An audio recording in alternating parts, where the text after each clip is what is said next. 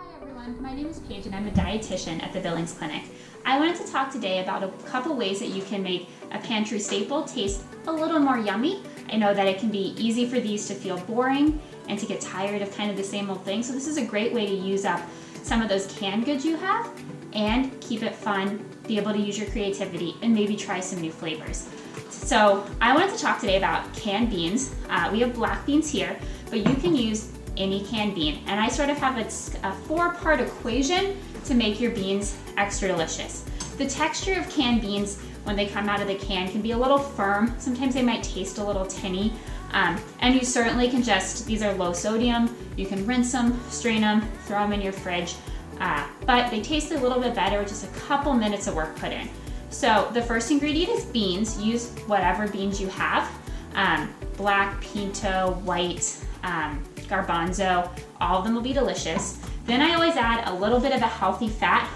Olive oil or a neutral oil like avocado oil are great. Then flavorings. And this is where you can really have fun. We're gonna do a little bit of a Mexican twist today. So I have some canned chili, chipotle peppers and adobo. If you don't like spice, you can skip this, or you can use whatever chili powder, chili flake you have. I have some garlic, and then I have oregano and cumin. You could do this with Italian seasoning. You could do it with Indian or Middle Eastern spices, whatever you like. And then I like to finish it with just a little bit of acid to give it some brightness. You could also throw some fresh herbs in at the end as well. I have a lime today, so I'm gonna use this, but any citrus juice works just great, or you can do vinegar or even something like a plain yogurt just to give a little tang. So let's get these ready and I'll show you how easy it is to put together. Ready to go. I took our can of black beans, I rinsed and strained them, and we're just gonna add them to a small pot here and get the heat going. A nice sort of medium is perfect here. Then I like to add a little bit of healthy fat. You could skip this if you're watching your fat intake, but just a little bit, a tablespoon or two, will just help bring it together. And I eyeball everything. There's certainly no recipe here. And then we're gonna add our flavoring. So I like to just smush garlic, give it a nice big push, and add that in to infuse.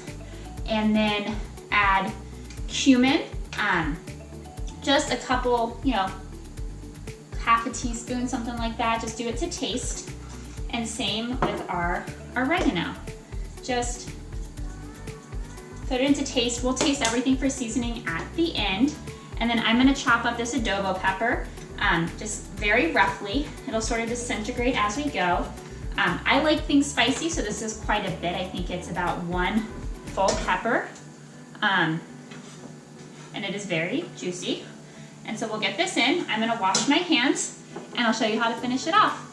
All right, so we have everything in this little pan and we're just gonna let it cook and kind of marry together for a few minutes, less than 5, just until everything's softened a little bit and feels like it all kind of tastes harmonious.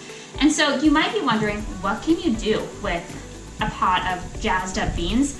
Really, the limit is your imagination and your creativity.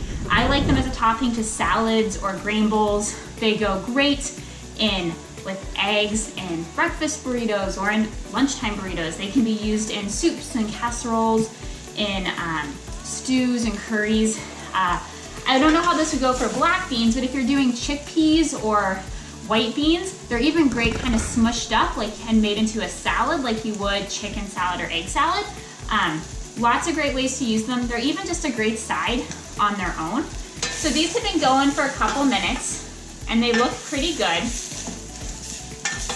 What I'm gonna do is kill the heat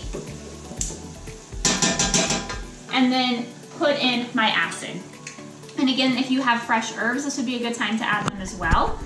And just give it a nice squeeze. It just needs a tablespoon or so, even less. A teaspoon would be great. Work to your flavors. And if you don't have fresh citrus, you can always use, like I said, yogurt or vinegar. In this one, I'd maybe use white wine vinegar, apple cider vinegar would be really great. Let's just taste this for seasoning.